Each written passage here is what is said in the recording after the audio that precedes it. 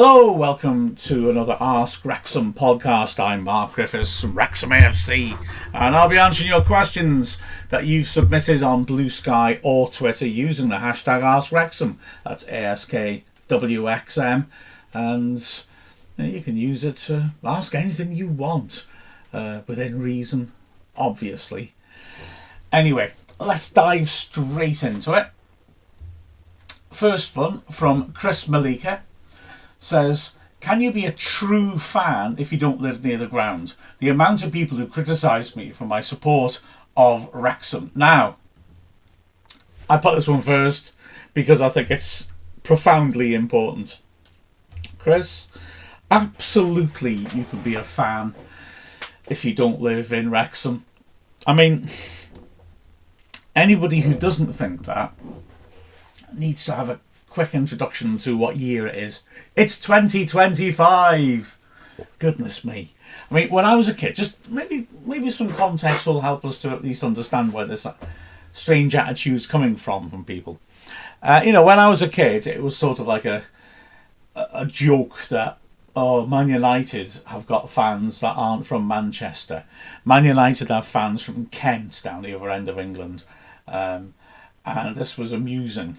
That, your fans, they don't even come from your local area. Because in those days, the world is a different place and people didn't travel much and football fans were supporting their local teams. Well, those days are long, long gone. I mean, for goodness sake. The world has moved on, so some people have got an old-fashioned attitude. That's their problem. I mean, maybe I can put it in this way. I would argue, Chris, that you're extremely important to this club because where else do we expand our support? We're a club that traditionally has yo-yoed between League 2 and League 1, has rarely made much of an impact on League 1, but we have ambitious owners who are looking to grow us and are successfully doing it, who want us to be established at a higher level than that. Well, we need new support. We need new audiences for that. And our owners are exploiting that beautifully by opening up new areas of support all around the world.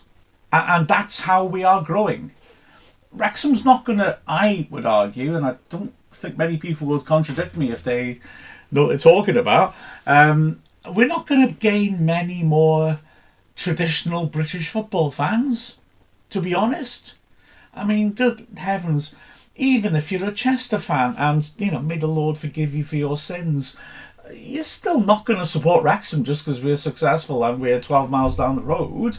You're still going to stick with your team. People don't tend to change horses in midstream. So the truth of the matter is that you are deeply important for us because you are, I'm sorry, I don't like putting things bluntly, but let's be honest, you are the untapped market that Rob and Ryan are aiming for. They can settle for us being a team that yo-yos in League 1 and League 2, and if they did do that, they would still be doing Wrexham Football Club a great service because we dropped in the National League and it was really difficult to get out. So they've already elevated our status in a profound and important way and put us back to where we should be. But we're not going to grow any further. We're going to be in risk of lapsing backwards. The new fans are the future. The reason local fans were the norm was because the only way to go and see a match was to go to the match, generally. That's no longer the case. It is just no longer the case. So, Chris, these people are wrong. I assure you, they are wrong. You guys, it doesn't matter where you're from. I mean, I've come across some of the most committed Wrexham fans, hell's bells, people who travel across from one continent to another just to watch us play football. That is proper commitment. And the other really important thing I want to say about this is that just because people online bleat, I'm using that word, I'm happy with that word, it does not mean they're representative of Wrexham fans. Some people online just want to whinge and moan, and some of them probably aren't even Wrexham fans, or they claim to be Wrexham fans, but while they might be local, they're actual loyalty to the club and the number of times they part with their cash to come to watch us might be limited or zero. The truth of the matter is that Wrexham fans, and I've yet to talk to people who've put any opposite opinion to me to my face than this, Wrexham fans are thrilled and we want to welcome people. And likewise, and honestly, I can say this with absolute sincerity, every international fan that I've met has said how good a welcome they got in Wrexham. So ignore people who try to pick holes, ignore people who try to make out that somehow an international fan is not a real fan. Nonsense. Absolute nonsense. You are the people that are elevating the local fans' football team to new heights, and don't you forget it, okay?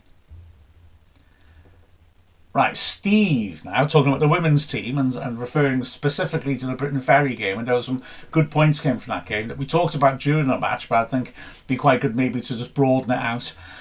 Said Abby Hindon took advantage in the air in the last two matches. She towers over a good number of her opponents, and the high crosses seem to find her lately. Her headers have been on target, a few post and crossbar nicks to show for it as well. Yeah, absolutely. And also, of course, she scored with her header, didn't she, in the Cup semi-final? And yeah, absolutely correct. Abby and Ava, who are such a terrific strike force, just to emphasise, I like saying this, that after last Sunday's match against Britain Ferry, in which Ava scored and Abby scored and assisted Ava's goal, Suckley is now the top scorer in the division, and Idendon has the most assists in the division. That's not a bad front pair, is it? When you've got Rosie Hughes who can come on as well. Wow, we've got firepower. Anyway, yes, you're absolutely right. That aerial power is good. And Ava is good in the air as well, and the two of them cause genuine problems when the ball's in the air. Their physicality and strength and their ability to win headers is massively important for us. In fact, something really interesting we saw on Sunday, get to the racecourse or watch the stream, see if we do it again this Sunday. Britain Ferry long ball team. Their goalkeeper from goal kicks will launch long balls. One of their big players will flick it on, and then they'll be fighting for possession in our half. So we tried to cut that off at source with an interesting tactic, though I've never really quite seen the way we did it. I've rarely seen it in any iteration. The two big strikers dropped into midfield for their goal kicks. Brooke Cairns went up, so it looked like she was on her own up front. Of course, she wasn't. She was playing in midfield. But the idea was that with Idendon and Suckley in midfield, a lot of those dangerous balls in that Britain Ferry will help on were getting won by us and put back into their half. Cairns was up there so that she could chase and see if she could latch on to one of them.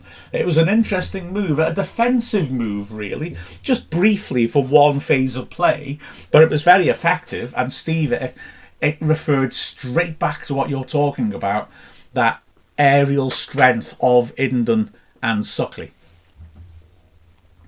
I tell you, my dad would have liked it because he always would look at a team beforehand, whether it was Wrexham's opponents or when I coached school teams, my school team's opponents, and he'd say, oh, they look a bit big. He likes a tall team, my dad, and he would have appreciated Suckley and Idendon's efforts, I promise you. Right, nevertheless, said, I heard it said elsewhere that Wrexham was the second best defence in the league. Number one, do I agree? Number two, who's the best? And number three, if not, where would I rank our defence? Well, this is a good point, and I've got the stats to back her up. It feels about right to me that we're the second best defence in the league. I mean, Birmingham have got the best defence in the league in terms of the numbers, which I'll go through in a minute. But also, I mean, let's be honest, they've got some fabulous defenders. I mean, Christoph Klara, the centre-back who played last season in the German top division. Wow, I mean, he's quality. He cost $2.5 million.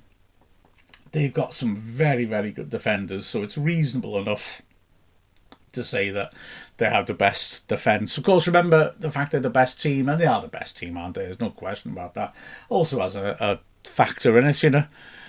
The whole Guardiola style of possession-based football was partly based defensively on the idea that if the other side haven't got the ball, they can't score.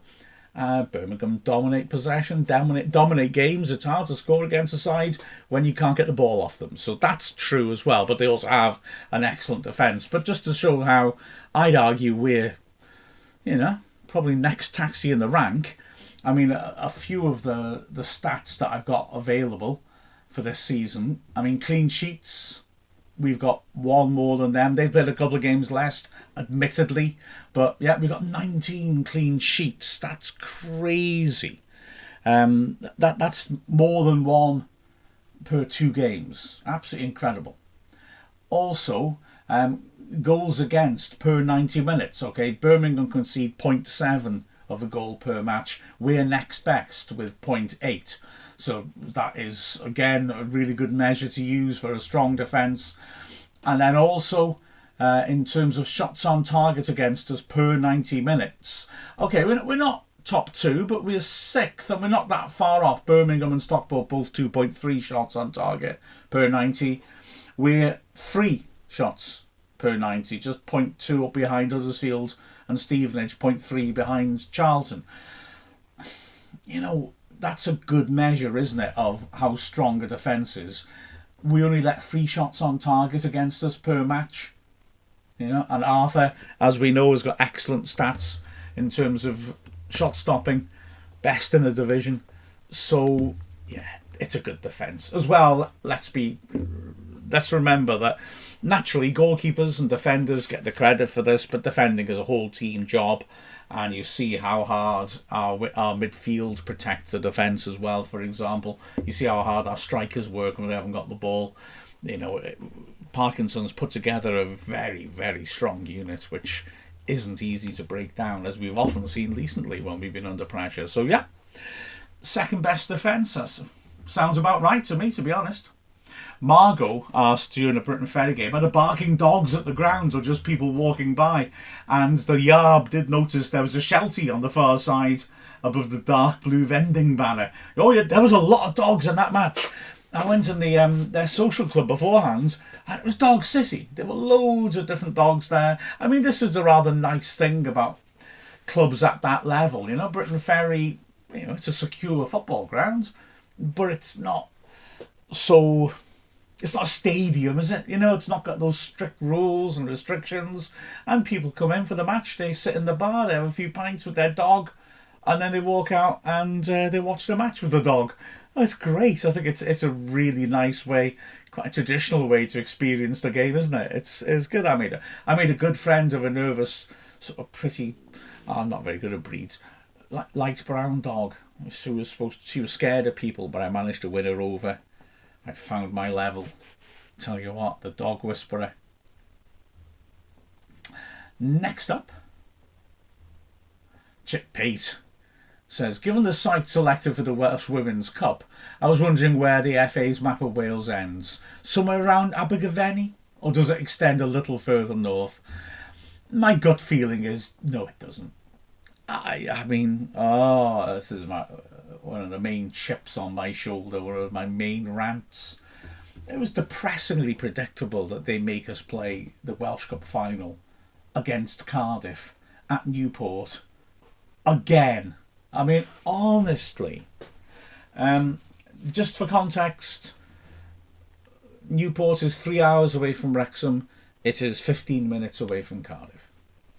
Is it such... okay, if it was Cardiff Arms Park, well, as it used to be when the Welsh Cup was played down there, that was an occasion to go to the National Stadium. If we were playing it in the Millennium Stadium, that would be an occasion. I'd still be uncomfortable with it, but, if you go to play at a major place, okay, there's something to that. Newport County's ground is not anything to be excited about. It's a rugby ground which has been converted so that Newport County can play in it as well. It's got a very tired feel to it. It's not great, but I tell you what, all those southern-based Welsh FA councillors don't have to travel far for their hospitality and their free meal, do they? Oh, am I being cynical? Good. I just can't get my head around it. I've seen it suggested that they wanted it at an EFL football grounds, give it status, and we didn't want to host it. I don't think that's accurate. I had also heard, and it seems more accurate, this that the words before the final was that Newport is where they want to have the finals. It's ridiculous. We played at Newport against Cardiff last year. They had home advantage. They had a lot more fans than we did. And so common decency, I think, says that you haven't announced a venue until the finalists are known. For goodness sake, play it further up north. Play it in Newtown. I mean, it's not going to be a huge crowd. It'll be a couple of thousand, and that's brilliant. But it won't be more than that, and you won't be having any hooligan elements there. Newtown would be fine to play it at, and that's much more in the middle. Aberystwyth, I'd take that as a bit further for both teams, but all right. But honestly, Newport, who are you kidding? That's an embarrassment, I think, and really makes the Welsh FA look amateurish, as well as unfair. And I don't know whether the bias against the North, which I keep railing about, is conscious or not. I genuinely don't know. Maybe it's not. Maybe they don't mean to be so unbelievably crass in their favouring the South and North. But when they make decisions like this, it really looks bad, doesn't it? It looks like it's deliberate. It looks like, as Chip says, it's, oh, do we have jurisdictional responsibility for anybody north of Abergavenny? Don't think so. Absolutely shocking. But then, in character at least. Paul Cosgrove again with the women's team saying Cara Jones is a similar engine as Rathbone. Suckley is the engine of Smith.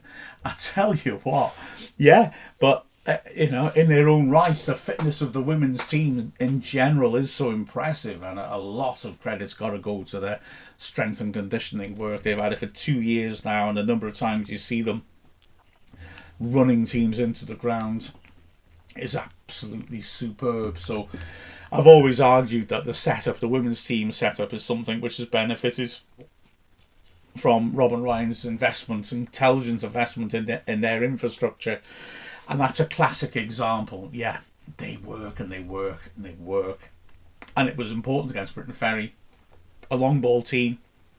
We're looking to fight for second balls all the time. Well, they couldn't wear us down, We stood up to the challenge and kept going, and it was absolutely terrific to see. Vic Schutz says, how often do players play in positions other than their regular position? Seems like it's happening more often this season and in recent seasons. Lee, McLean, etc. Well, it's a really good question. I mean, you'll get some players that they call utility players. You don't hear that phrase so much anymore, who are seen as players who can kind of turn their hand to almost any position. So some players tend to be restricted to one position generally, and others often are using a number of different ones. It depends. I suppose the key determining factor in this is, does a player still deliver in a different position or not?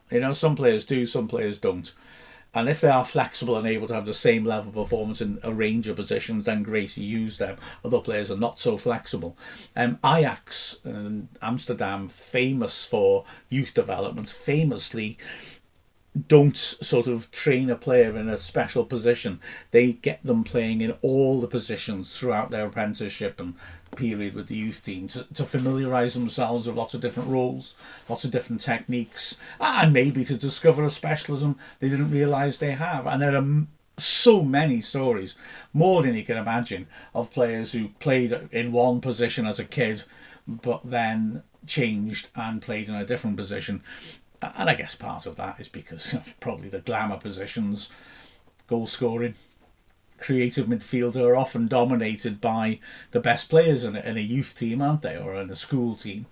Whereas when you get to higher level, you find, okay, I've got to find a place for myself because there's better players than me, whereas I was the best player in that level, If I give you a couple of examples, perhaps, to illustrate it, maybe not the best, but ones from my personal experience. When I was in St. Joseph's School, I was coaching a team which was really good.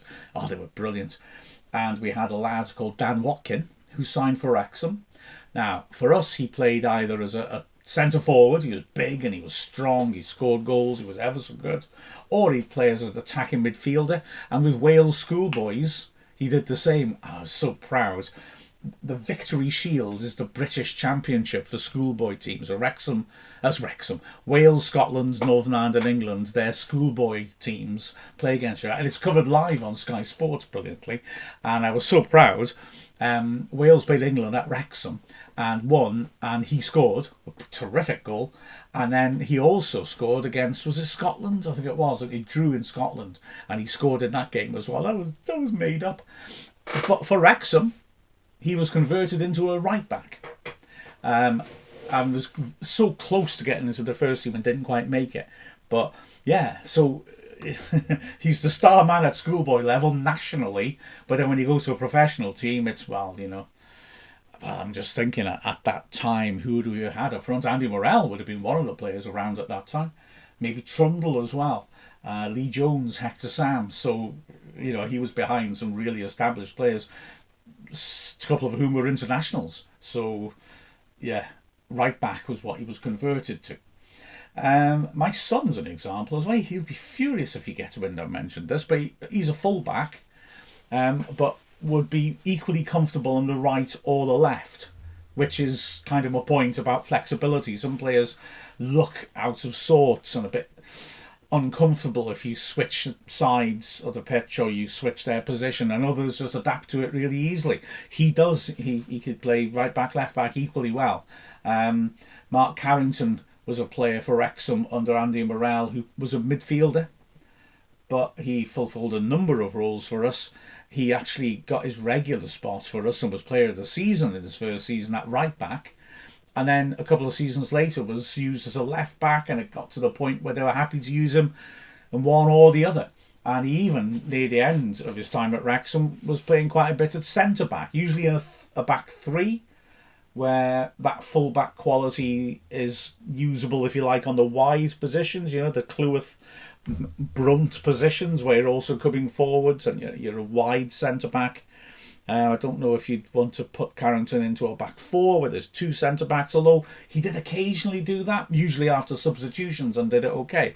So, yeah, some players tend to be used with more flexibility than others. I mean, we've seen our wing-backs. Mendy's often played on the right when he's a left-back. And likewise, Longman just switches between the two, doesn't he? It's a nice modern thing. It used to be that players would get pigeonholed a lot more. Longman, well, if you put him on the right, he can cross with his right foot. If you put him on the left, he can cut inside and run at defenders. So you can pick and choose what you want to get out of him. And then we see Lee playing further up or further back. It's interesting. Or even the more subtle alterations. Dobson as the central one in the midfield three, where there's a little bit more responsibility defensively, or on the right hand side of that midfield three, where he's looking to get up and down box to box more. But yes, it's a common thing, and flexibility in a squad can be very, very useful, but you don't want to be putting square pegs in round holes, and some players like altering their positions, others not. I suppose players who probably wouldn't want to. I'm not sure where you would play Ollie Palmer apart from as a centre forward. I'm not sure where you put Dan Scarr other than centre back. I'm not being negative about them. It's just clearly those are their specialisms, aren't they? The Yard also says, am I understanding this correctly? McLean is not suspended for getting 10 yellow cards because Wrexham played 38 games. It has to be 10 before 37 games. Yes, Yarb. Yes. Absolutely correct. Yeah. There's a cut-off point. There's two cut-off points in the season. One is for the 5 yellow cards. So you may remember there was a bit of a fuss about, hey man, was it Dobson or Rathbone? I can't remember now. That they both came into a game and it was the last match, and if they got another yellow, they'd get themselves suspended, and they both avoided it. Then there's a later cut-off for 10 yellows. So, I mean, obviously, it is right to have a cut-off, because if they didn't have a cut-off for the 5 yellows, players who are getting into tackles and getting bookings are inevitably going to get suspended at some point. And so the logic is it's not fair. You are allowed to pick up the odd yellow card here and there without necessarily being a recidivist. and so, cut them a little bit of slack. But if you get them before a certain point, you're in trouble. So yeah, you're absolutely right. McLean, if he'd got booked one game earlier, would have got himself a couple of matches banned, because it's a bigger punishment for 10 yellows than it is for 5. He got through that and then got himself booked in the next game as if he'd managed to hold himself in check, but could do it no longer. Snossages says, so Stockport has had a similar rise through the ranks. Why do you think Wrexham get all the hate and attention? Robin Ryan. Pure and simple. I want to say this is a kind of British thing, the sort of reverse snobbery, not liking people who get lucky and get money given to them, not liking people who are rich anyway. It's not liking, let's sadly be honest, people from the outside who come in and bring money in and whatever, all this nonsense. It is that, isn't it? Robin Ryan is absolutely fantastic stand-up blokes. They are wonderful. They're doing great things for the community. And I've got to, again, thinking it back to Chris's question at the very start, don't take the attitude of people online as indicative of anything, because all I ever find out, it happened last weekend, in fact, is people from other clubs saying how delighted they are that it's us who have been lucky because we've been through so much. So, don't take disgruntled people who never go to football matches and just type vitriol on their keyboard as an indication of the overall opinion. I promise you they're not. But yeah, it's jealousy mixed with resentment, mixed, who knows, maybe with a little bit of old-fashioned racism and a bit of the sort of desire to go online and hate other teams, which, let's be honest, an awful lot of football fans are guilty of anyway. You want to have a pop at other teams, don't you? Especially if you're scared of them, and we scare a lot of teams. It's interesting though as well. It's also, when you look at it, we are bought by two guys in the entertainment industry in North America. So the media want to simplify it. So they become Hollywood owners. Hollywood in Britain is just lazy shorthand for American celebrities, isn't it? Look at the Welcome to Wrexham, which people still call the Netflix documentary. It's not on Netflix. What the hell? But the fact is, people are lazy. It was called that from the very start. Lazily, Netflix is sort of shorthand for streaming for people who don't fully understand. Likewise, Hollywood is shorthand for rich North Americans, people in entertainment, I would argue, all right, Ryan Reynolds is in a lot of big films, so maybe Hollywood does apply as an adjective.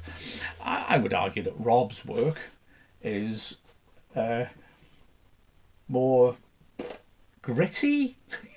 Is Always Sunny in Philadelphia, wonderful show. Is it really indicative of Tinseltown? I think not. It's on the other coast anyway. So, it's lazy, isn't it? It's lazy. And then all the other lazy things get attached to us. So we're rich, we got crazy money, we spend like mad, even though we actually don't. There were stats at the start of the season. I've got to say, I'm always slightly wary of these, but they did say that we've got the 8th biggest budget in League One. And as the question rightly suggests, Stockport, they've got big budget. They've had rich owners pour money in. Yeah, but they're not high profile rich owners, are they? So lots of clubs have got benefactors, people who put money in. Lots of clubs have a lot of money to play with. Stockport traditionally are of a very similar sort of rank to us, going between League One and League Two. But they haven't caught the headlines, but they've had a lot of money put in and they've spent a lot of money on their squad. And nothing wrong with that. Nothing wrong with that. But we get the hatred because our celebrities are known and are therefore easy targets. Cryptic. I can't remember which game this was, but Cryptic was saying, it looks like the away end's favoured by the wind. How different is football into versus with the wind? It was Mansfield, I think, wasn't it? I'll tell you what, massively, potentially. But the circumstances can vary. That's a useless answer, isn't it? Let me go into a little bit more detail. It always used to be the traditional thing of the wind's behind you, it's an advantage, it pushes you forwards. And don't get me wrong, a strong wind can make it very difficult for the other side to attack. Can do. It can make the clearances hang in the air and they can't get the ball clear. That can happen. It has to be a very strong wind though, I would argue. But if you ever tried riding a bike into the wind, you'll understand just how powerful a blockhead wind can be. Having said that, sometimes you can get an advantage from playing into the wind. You play with the wind, and if you overhit your pass, whoosh, it's gone straight out of play for a goal kick. You play into the wind and you play it right, and your passes hold up. And if you're a team that likes to drop the ball in behind the other side's defenders, turn their defenders, and then get up the pitch and put them under pressure, playing into the wind, I would argue, can be a massive, massive help. So it does depend, and it can depend on all sorts of other subtleties, like exactly how strong is the wind. And it's fairly rare to have a proper up and down the pitch wind, isn't it? Really often it's some sort of crosswind. That can often just affect the quality of the game, you know. The ball doesn't quite behave, the players are a bit off balance. I've seen some horrible games of football when the wind's blowing across the pitch and there's no real advantage to either side, but it's just difficult for them to play in. So it can have a massive, massive impact, but I do think it's a bit like cricket. They always say, you know, team that bats first has made a small score, but they always say, you know, wait and see what the other team do first. Let's see how both teams fare on that pitch. Non-cricket fans, the pitch, the nature of the pitch, its makeup can have a big influence on how a cricket match goes. You know, it's that sort of thing. Have a little look at it and see how much is the wind affecting it and how is it affecting it and how are teams adapting to it. I think that's the best way to judge it, because it can affect it in lots of different ways. I mean, this is going to sound really stupid, but Wrexham women's team at Llanystumdwy, I was there thinking, okay, very strong wind behind us, and we're 2-0 up at half time. Llanystumdwy can't get out their half. While I suspected it was because we are a much higher level team than them and they just couldn't get out their half, there was a little focus. There was a weather warning for the wind. It was terrifically windy. There was a thought in my head of, are we going to regret only getting 2 goals with the wind behind us? Because when we turn around, if the wind was what was penning them in, they might come at us. But you could see very quickly at the start of the second half that it wasn't the wind, it was that we were much better. And as we wore them down, like I said, our fitness is rather good. We scored 8 goals in the second half. So yeah, the wind actually had very little to do with it. On the other hand, I remember seeing Wrexham playing, I may have said this before, I do apologise. Wrexham playing Bridgend, this is the 1980s, in the FA Cup when the men's team were allowed to play in the FA Cup. And we had Di Davis, legendary goalkeeper, who had come out of retirement because we had problems with injuries of our goalkeepers, to play in goal for us. The game had been postponed because the night before, wind had blown part of the Kop roof off. A whole strip of corrugated iron was missing. So it was put off for 24 hours, and they decided it was safe, and they played it. And in the first half, we were playing into the wind. Di Davis threw the ball, and I had to quickly dive across to catch it because the wind blew back at him, unbelievably. We were only winning 1-0 at half-time, into the wind, because the wind was against us and affecting us. We scored 7 goals in the second half and won 8-0. So I guess the moral of the story is the wind's going to affect games, but in lots of different ways. I've half answered your question, I hope. Jim in Monticello says, during midweek training, could Wrexham practice against another side like Everton, maybe even Chester? Well, let's not go too far, Jim. There's thinking outside the box, and there's committing a crime. And suggesting we have helped Chester is a crime. Sorry, a bit extreme there. Yeah, but there's nothing stopping you doing anything with any other team if you wish. Training with them, I don't see happening generally, although I could understand it if you're short on players in training and maybe 2 teams are, for whatever reason, amalgamating could allow you to have proper full training sessions. But then it's fairly common to have behind closed doors sort of friendly matches which essentially are training matches between clubs. We've done it this season. We always do, just to give players a chance to, get proper experience of a match. But essentially, there's nothing to stop two teams from saying we'll join together during training. Obviously, you could be looking at employment law if, say, you have a non-British player coming in, and I think there's new regulations now that trialists have to be registered. So in that regard, you have to be a bit careful who you're allowed. But two teams coming together mutually, nothing wrong with that. Darren B, can you talk a bit about throw-ins? It seems that teams don't work very hard to get positioned to get and keep the ball. Darren, we talked about this a bit in the commentary. I just want to go in a slightly different direction with it. What we did mention in that Liverpool was sort of mocked for having a throw-in coach. Well, firstly, it's just like what I was saying before about simplifying everything to make fun of it. I suspect that he had a much bigger brief than just throw-in coach. It was a set-piece specialist. And these set-piece specialists are always painted as they just tell the players how to throw the ball. They'll also work on how to defend the other side, throw-ins or set-pieces. But I was just thinking as well, it's very sensible. You're quite right. The throw-ins tend to be fairly generic. Short throws, that is. And I can understand, some teams, like say Britain Ferry, want to get the ball at the pitch and fight for it. So the throw back to a centre-back who launches it up the pitch makes perfect sense and is thought through for them, because that's their game plan. But teams that don't want to do that, it does seem to me sometimes that, maybe they could be a bit more inventive and do something to help them to, in an unexpected way, keep possession. I would certainly say that the popular thing in British sport, about 10, 15 years ago, because of Team Sky and cycling, was the idea of marginal gains, that you bring in all these different new ideas, maybe from inside your sport, maybe from outside, put them together and you gain those tiny little incremental advantages that add up to something. And I think throw-ins is part of that. You're absolutely right. I suspect an underexploited element of football, which maybe people could take advantage of. High Desert Dragon retweeted a Fearless and Devotion tweet saying, last time we played Lincoln away, it was our final League 2 game before relegation to non-league. What a full circle moment could be celebrated at Sinsel Bank on May the 3rd. Goodness me, if we were to get promoted, what a wonderful occasion that would be. That game, and the tweet had a marvellous picture attached to it, was a great example of sort of British gallows humour. We were doomed, we got relegated.